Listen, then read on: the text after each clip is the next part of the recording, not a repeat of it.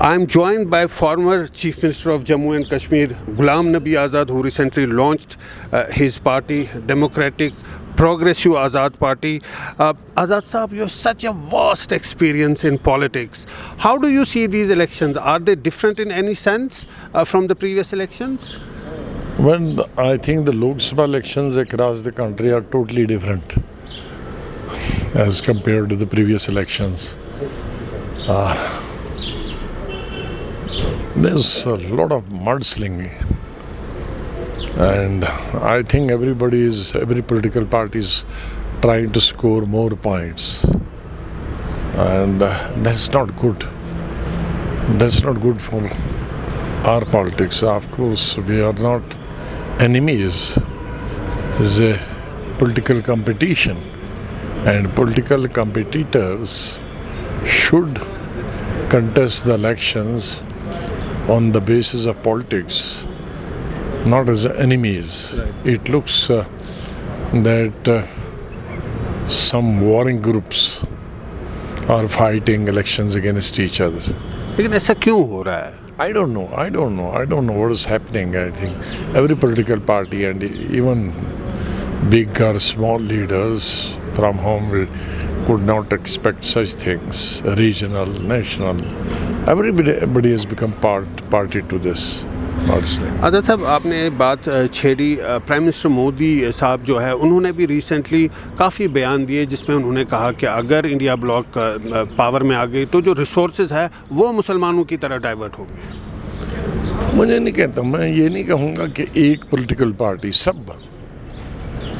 सब score point कर रहे हैं, और एक नई ट्रेंड मैंने कश्मीर में भी देखी और नेशनल लेवल पे पार्लियामेंट का इलेक्शन हिंदुस्तान में आ रहा है तो पाकिस्तान बीच में कहाँ से कूद पड़ा।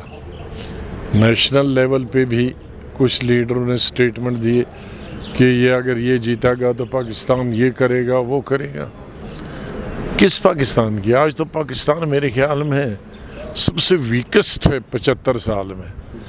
तो एक नॉन इशू को इशू में बीच में लाया, और हमारे कश्मीर के लोग जिनको ऐसा चाहिए लीडरों को, वो भी उसमें कूद पड़े। हाँ, तो मैं कहता हूँ कि नॉन इश्यूज़ को, हमारे क्या हिंदुस्तान के कम इश्यूज़ हैं। बेकारी इतनी है, बेरोज़गारी इतनी है, महंगाई इतनी है, डॉक्टरों की कमी है, टीचर्स की कमी है। ये तमाम चीज़ें हमें मुल्क के लिए ज़रूरी है, कि डेवलपमेंट की ज़रूरी है और हर स्टेट के लिए ज़रूरी है। उन तमाम चीज़ों के लिए जो हमने पार्लियामेंट में उठानी चाहिए अपोजिशन पार्टीज़ को या छोटी पार्टीज़ को, वो भी बड़ी बड़ी बातें करते हैं। अब वो दो तीन एमपीज़ का तो कोई रोल होता नहीं है। हाँ, किसी के कंधे पे चढ़ें, किसी के स्पोक्स पर्सन बने वो, लेकिन वो हिंदुस्तान और पाकिस्तान की पॉलिटिक्स बीच में ला रहे हैं, तो अजीब बात है। आपने पाकिस्तान को का जिक्र किया। कल मणिशंकर अय्यर का एक बयान आया कि पाकिस्तान के पास तो एटम बम है। अब ये कौन सी नई चीज़ है? और आज किसके पास एटम बम नहीं? तो हमारे पास थोड़ी, हिंदुस्तान के पास क्या?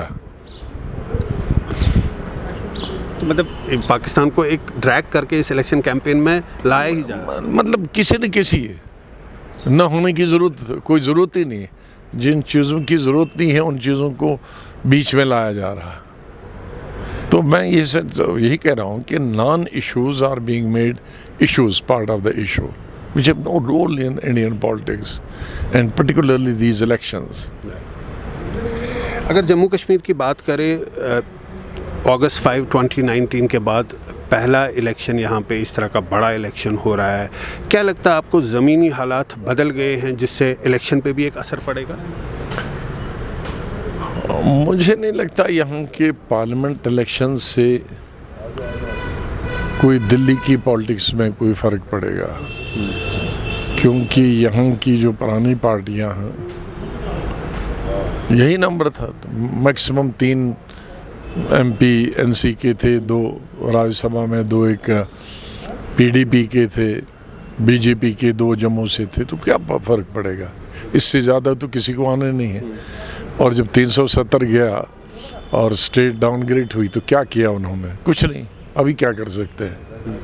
ये तो जिस खाली तरह से वो बोल रहे हैं कि हम अपनी स्ट्रगल जारी रखेंगे, तो क्या लगता है आपको अब कोर्ट से भी फैसला जारी कहाँ रखेंगे? जब पार्लियामेंट जिस वक्त हुआ था उस वक्त तो कोई स्ट्रगल की ही नहीं, अब कहाँ स्ट्रगल करेंगे? उस वक्त जो एमपीज थे, मतलब आपका तो हमने देखा, लेकिन बाकी जो एमपीज थे जो उनको रोल बोला ही नहीं, किसी एमपी ने बोला नहीं, वो मौजूद भी थे, प्रोटेस्ट भी नहीं किया, तो अब क्या करेंगे? आज़ाद साहब, आपको जिस तरह से आप कांग्रेस छोड़ी, आपने नई पार्टी बनाई, एक लेबल किया जाता है आप प्रो बीजेपी है। देखिए, वो पार्टी कर रहे हैं जो बीजेपी में रह चुकी है। कोई सेंटर में रह चुका है मंत्री, कोई स्टेट में चीफ मिनिस्टर रह चुका। हम कभी भी बीजेपी के ना एमपी रह चुके हैं, न चीफ मिनिस्टर रह चुके हैं। तो खुद बीजेपी का हिस्सा रहने वाले अगर दूसरों को इल्ज़ाम लगाए तो उसकी क्या कीमत? जिस तरह से कहा जाता है ABC टीम, अब ए वाले दूसरों को कहें सी, तो उसकी क्या कीमत? आज़ाद साहब, फ़ारूक अब्दुल्ला काफ़ी सीनियर पॉलिटिशियन है, उनके रिसेंटली बयान आए हैं कि वो रिग्रेट कर रहे हैं कि उन्होंने नेशनल कॉन्फ्रेंस के नाम पे आपको राज्यसभा सीट उस वक्त दी थी। मेरे को कहने के लिए बहुत सारा ढेर है, फिर भी कुछ कहे आज़ाद साहब। मैं नहीं कहूँगा। आप इलेक्शन कुछ दिन के लिए है, इसके लिए हमारे ताल्लुकात हमारे भर के रहे, लेकिन उन्होंने क्यों ऐसे बोला? ठीक है, बुजुर्गी में कई चीज़ें नहीं कहनी चाहें फिर भी निकल जाती हैं, लेकिन मैं उनका जवाब नहीं दूंगा। जवाब दूंगा तो उनको भी तकलीफ़ होगी, मुझको भी तकलीफ़ होगी। हमारे बहुत अच्छे ताल्लुकात रहे हैं, अगर 2 चीज़ें उन्होंने हमारे लिए की हैं तो 50 चीज़ें हमने भी की होंगी। अब मैं इस बात को बहुत बुरा समझता हूँ कि कुछ किसी के लिए करो और उसके लिए बात गिनो। वो ठीक है, डेवलपमेंट की बात करें, लेकिन ज़ाती तौर पर तो दुनिया जब में पैदा होता है तो एक दूसरे के लिए कुछ करता ही, कोई थोड़ा करता है, कुछ कम किया। वही मैं अगर दोनों ने 2% किया हो तो मैं यकीन से कह सकता हूँ कि मैंने 50% किया होगा, लेकिन वो करके मुझे दुख होता है। हालांकि आप इसकी जिक्र नहीं करते हो, लेकिन दुख होता है, बहुत दुख होता है कि लोकसभा इलेक्शन के लिए आप ऐसी चीज़ें कहते हो। अगर हम, और मैं यही कहूँगा कि शीश महल में रहने वाले दूसरों पे पत्थर नहीं फेंका करते। लेकिन इसका एक कॉन्टेक्स्ट भी है ना आज़ाद साहब, जिस तरह से आपने कहा कि आपके पास इन्फॉर्मेशन है कि नेशनल कॉन्फ्रेंस के लीडर्स होम मिनिस्टर से मिलते हैं, रात के अंधेरे में मिलते हैं, वो हो गया। अब उसको दोबारा चर्चा करने की कोई बात नहीं। आज़ाद साहब, जम्मू कश्मीर में जिस तरह से चुनावी मुहिम चल रही है, 370 अब हट गया है, यहाँ पे सबसे बड़ा मुद्दा क्या है? मेरे ख्याल में जो मुद्दा है उसकी तरफ कोई लीडर आता ही नहीं और न चाहता ही आना। सबसे बड़ा मुद्दा यहाँ है नौजवानों की बेकारी और बेरोज़गारी, और सबसे बड़ा मुद्दा है यहाँ जो मज़दूर हैं उनकी बेकारी। ये सबसे बड़े मुद्दे। आज लाखों बच्चे और बच्चियाँ हमारे, मैं ये नहीं कहता कि हिंदुस्तान में पढ़े लिखे लड़के लड़कियां नहीं हैं, लेकिन वहाँ दूसरे एवेन्यूज़ हैं, इंडस्ट्रीज़ हैं, बड़ी बड़ी फैक्ट्रियां हैं, बड़े अमीर लोग हैं। दिल्ली में ही लाखों लोग, लड़के और लड़कियां पूरे हिंदुस्तान के, बल्कि हिंदुस्तान से बाहर नेपाल के काम करते हैं। हर घर में ड्राइवर की ज़रूरत है, हर घर में नौकर की ज़रूरत है, हर घर में बावर्ची की ज़रूरत है, हर घर में आया की ज़रूरत है। इनकी तादाद में दिल्ली, बम्बई, कलकत्ता, ये बड़े शहर हैं, इनमें लाखों की ज़रूरत है और लाखों एडजस्ट हो जाते हैं बाहर से। हमारी स्टेट जो है ये कोने में है। यहाँ एक तरफ से पाकिस्तान है, दूसरी तरफ से चीन है। यहाँ इन चीज़ों के लिए कोई आएगा नहीं।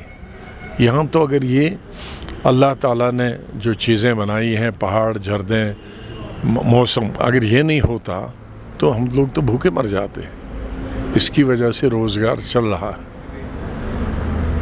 यही वजह है कि यहाँ के एवेन्यूज़ कम है रोज़गार के, हर किस्म के, चपरासी से ड्राइवर से लेकर और बड़े पढ़ाई लिखाई तक।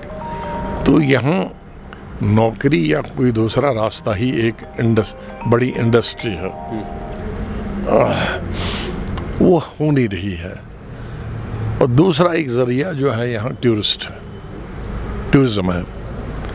उसके लिए भी मुग़लों ने कई सौ साल पहले कुछ बाग बनाए थे और उसके बाद एक छोटा सा बाग मैंने ट्यूलिप गार्डन बनाया, वही है और तो कुछ नहीं है। क्योंकि मौसम भी बदल गया, अब मई में बारिश होती है, मई में जून में बारिश होती है, क्लाइमेट चेंज होगा, और सर्दियों में कभी गर्मी होती है, कभी गरज, तो एक मौसम भी बदल गया। तो यहाँ हमने टूरिज़्म की तरफ ही ध्यान देना और टूरिज़्म की तरफ भी थोड़ा हट के देना, सिर्फ उसको श्रीनगर शहर तक महदूद नहीं रखना। उसको मैंने एक नक्शा बनाया था जब चीफ मिनिस्टर था और मुझे दोबारा इलेक्शन नवंबर दिसंबर में होने थे, तो मैंने एक नक्शा तैयार किया था कि हर डिस्ट्रिक्ट में ट्यूलिप गार्डन की तर्ज पे, ट्यूलिप गार्डन ही नहीं क्योंकि ट्यूलिप गार्डन आप 100 नहीं बना सकते, लेकिन अलग अलग तर्ज की चीज़ें। कल आपने जम्मू में किया भी था, एक गार्डन बनाया भी था जब यहाँ के ट्यूलिप गार्डन बना था। एक गार्डन बनाया था जम्मू में और वो वैसे का वैसा, क्योंकि ना गवर्नमेंट को इंटरेस्ट थी मेरे बाद किसी को, क्योंकि इसमें जिसको इंटरेस्ट होगी वही चमाता है। आपके बाद कोई दूसरा आएगा, उसको अगर दिलचस्पी, मैंने डबल शिफ्ट ट्रिपल शिफ्ट भी कराई, लेकिन मेरे बाद वालों को डबल शिफ्ट ट्रिपल शिफ्ट में कोई दिलचस्पी नहीं थी, वरना बहुत आसान होता। और डबल शिफ्ट ट्रिपल शिफ्ट का क्या फ़ायदा था? मज़दूर आज हमारे जाते हैं, तकरीबन कई लाख मज़दूर जाते हैं गर्मियों, तो double shift triple shift Germany में भी चलता था। मैंने बजट दिसंबर में किया था। हिंदुस्तान में बजट कहीं दिसंबर में नहीं होता है, मार्च अप्रैल में होता, ताकि जनवरी फरवरी में भी पैसे अवेलेबल हों और काम आपके चलें। जनवरी फरवरी में भी मैंने यहाँ जम्मू कश्मीर के लिए और चिनाब वैली जो ठंडे बर्फीले इलाके हैं, इनके लिए जितने भी गवर्नमेंट काम हैं, इनमें कहा था कि सर्दियों में बिल्डिंग्स की दीवारें बनेंगी, नहीं गर्मियों की दीवारें बनेंगी और सर्दियों में अंदर का काम होगा, खिड़कियाँ, दरवाजे, छत, ये चीज़ें बनेंगी। वरना अगर आप इंतज़ार करते हो जी अब नवंबर आ गया और मई में मौसम होगा तो फिर करेंगे, नहीं, आप गर्मियों में सब बाहर वाला काम करो। आज़ाद साहब, हमने देखा कि आप इलेक्शन तो आप कैंपेनिंग चल रही है, लेकिन कई महीनों से आप रैलीज़ कर रहे हैं, पब्लिक मीटिंग्स कर रहे हैं, ख़ासकर बहुत रिमोट एरियाज़ जो है जम्मू कश्मीर के। कितने कॉन्फिडेंट है आपको कि आपको किस तरह का रिस्पांस मिलेगा? जो दो कैंडिडेट आपने, आमिर भट्ट श्रीनगर से और सलीम परे जो आपने दूसरे कैंडिडेट को उठाया है कश्मीर वैली की, अगर बात करें, कितने कॉन्फिडेंट है आपको किस तरह का रिस्पांस मिलेगा? ये हकीकत है कि 2022 के आखिर में, सितंबर में मैंने पार्टी बनाई और तब से मैं तकरीबन स्टेट के हर हिस्से में पहुंचा, जहां मैं शायद पहले हेलीकॉप्टर में जाता था। ऐसा नहीं कहे कि मैं पहले कभी नहीं गया, ऐसी कोई जगह नहीं। उम्र भर में मिनिस्टर हूँ, चीफ मिनिस्टर हूँ, जनरल सेक्रेटरी पार्टी का हूँ, इलेक्शन कैंपेन के लिए या बाकी असम्बली पार्लियामेंट के लिए जाता था। लेकिन उन तमाम जगहों में इन 2 सालों में, पौने 2 सालों में सड़क से गया। जैसे टंगडार पहले मैं जाता था जब तो गए हेलीकॉप्टर में 1 घंटे में। बताया जब वो काफ़ी बार आप गए? नहीं, बहुत, तकरीबन 50 दफ़ा गया मैं जब चीफ मिनिस्टर था, जब ये ज़लज़ला आया था, जब टंगडार वगैरह जब से बिल्कुल ख़त्म हो गया था, तो तब मेरे ख्याल 50-60 दफ़ा गया मैं अपनी चीफ मिनिस्टर के दौरान में वो देखने के लिए। लेकिन इस दफ़ा 4 दिन, 1 दिन आने में, जाने में, 2 दिन वहाँ, इसी तरह से दूर दराज इलाका हमारा गुरेज़ है, रोड से गया, 4 दिन रहा, गांव में गया, इलाकों में गया। इधर इसी तरह से वड़वन, मड़वा, लोग समझते हैं किश्तवाड़ से जाते हैं, लोगों को मालूम नहीं कि वहाँ अनंतनाग से जाता है, वहाँ भी 4 दिन के लिए गया। तो इस तरह के दूर दराज इलाके जो मैं पहली दफ़ा गाड़ी से गया, एक नया तजर्बा और लोगों से वहाँ मिलने का मौका भी मिला। तो कई गांव में तो कुल तकरीबन 750 पब्लिक मीटिंगें मैंने की। पब्लिक मीटिंगें ये छोटी छोटी, आज की तरह नहीं जो इलेक्शन में हम छोटी छोटी में, उनकी नहीं, बड़ी पब्लिक मीटिंगें। दो वजह थी, एक तो नई पार्टी को इंट्रोड्यूस करना, और मेरा जो जज्बा था कि लोगों के लिए अब हिंदुस्तान छोड़कर रियासत के लोगों के लिए कुछ खिदमत करें। एक मौका मिला, उसमें हमने 20 घंटे काम किया। मुझे फ़ख्र है कि मैं इतना टाइम दे पाया, और 4 घंटे प्राइम मिनिस्टर बोलते हैं पता नहीं, लेकिन मैंने करके दिखाया 4 घंटे। लेकिन आज़ाद साहब, ऐसे भी कहा जाता था कि आप खुद इलेक्शन लड़ेंगे अनंतनाग से, अब क्यों नहीं आप लड़े? वो सोच एक थी, कुछ लोगों का कहना था कि हमें लड़ना चाहे, लेकिन बाद में हमारे साथियों ने, दूसरे ने कहा कि आपने कहा था कि अब दिल्ली बहुत हो गया, 40 साल पार्लियामेंट में, अब वापस आओ, तो अब तो फिर जाने की तैयारी कर रहे हैं। आपने जब कांग्रेस छोड़ी तो आपने एक लेटर लिखी, लंबी सी लेटर। इस वक्त जब आप देख रहे हो कांग्रेस जिस तरह से कैंपेनिंग कर रहा है, जो वो एक फेज़ हो रहा है इलेक्शन का, किस तरह से आप देख रहे हो कांग्रेस पार्टी की जो प्रोग्रेस है, उनको क्या बताना चाहते हो सीनियर लीडर राहुल गांधी वगैरह? देखो, कांग्रेस पार्टी से मुझे पार्टी, दो चीज़ें हैं, उससे कोई रोष नहीं था, कोई नाराज़गी नहीं थी, या पुरानी लीडरशिप हो, नेहरू, इंदिरा गांधी, राजीव गांधी, नस्वा, उनसे कोई भी रोष नहीं। प्रॉब्लम प्रेजेंट लीडरशिप से थी, और मुझे को नहीं है, वो हज़ारों को, आप मेरे ख्याल में कुछ हज़ार लोग इन 2-4 सालों में छोड़ के चले गए, जिनमें MPs हैं, एक्स मिनिस्टर हैं, चीफ मिनिस्टर हैं, हम अकेले नहीं हैं। तो अब वो छोड़ दी पार्टी, उस वक़्त जो कह दिया हमने कह दिया। अब हम चाहते हैं इलेक्शन में किस तरह से वो जा रही है, मतलब as a neutral, as an observer, as an analyst, क्या लगता है आपको? वो दे कुड डू बेटर, और बहुत अच्छा बेटर करने की सोच थी, लेकिन वो है नहीं है। आज़ाद साहब, अगर आप कुछ सीटें हासिल करते हो जम्मू कश्मीर से, और आपके पास 2 चॉइसेस है, एक NDA है, एक इंडिया ब्लॉक है, आप किसकी तरफ जाएंगे? वो उस वक्त देखेगा किसी, फिर भी शायद किसी को ज़रूरत ही नहीं पड़ेगी किसी को। नहीं, मतलब ज़रूरत तो पड़ सकती है ना? नहीं, मुझे नहीं लगता कि ऐसा कोई ज़रूरत पड़ेगी कि भाई 2 या 1 की वजह से कोई सरकार बनेगी। आज़ाद साहब, आप लास्ट में जो फ्यूचर में जम्मू कश्मीर में आप किस तरह से कंट्रीब्यूट करना चाहते हैं? डिपेंड करता, मैंने बताया ना कि सबसे बड़ी जो प्रायोरिटी है वो बेरोज़गारी की है, और बेरोज़गारी पढ़े लिखे लोगों की भी है, और अनपढ़ जो हमारे मज़दूर हैं उनकी सबसे बड़ी, और विडोज़ जो है हमारी, विडोज़ कंट्री से मुख्तलिफ है। ये 30-35 साल मिलिटेंसी की वजह से सैकड़ों और हज़ारों विडोज़, जो कि बहुत जवानी में विडो बन गई, शायद जिसका एक बच्चा हो 24-25 साल की हो तो विडो बन गई। ये वो विडो वो नहीं है कि जिनके पति बीमारी से मर गए, वो अलग है, वो तो जारी है, लेकिन ये एक बहुत बड़ा चंक, और उनकी तरफ किसी को ध्यान नहीं। उनकी वो आप कहोगे कि विडो है, 2000 मिलेंगे, 2000 से क्या बनता है, जो सरकार वो भी कभी मिला कभी नहीं, कभी मिला ना, कभी नहीं मिला उससे, और 2000 आज होता क्या है? कुछ भी नहीं होता। और इसी तरह से लाखों हमारे जो बच्चे हैं, 15 साल 12 साल पहले वो लगे हैं 3000 में डेली वेजर, 5000 डेली वेजर, उसके बाद बच्चे हुए, मुझे मिलते रहे इन 2 सालों में। प्राइम मिनिस्टर ने काफ़ी स्कीम्स की चर्चा की है, आपको लगता है उनसे फ़ायदा हुआ है? प्राइम मिनिस्टर को आप क्रेडिट देते हैं जिस तरह की उन्होंने स्कीम्स लॉन्च की है? कुछ स्कीम की है, मॉनिटरिंग की बहुत ज़रूरत है। प्राइम मिनिस्टर की जो आज की मौजूदा स्कीमें हैं, बहुत सारी स्कीमें हैं, लेकिन एक कमी है, उसकी मॉनिटरिंग बहुत कम होती है।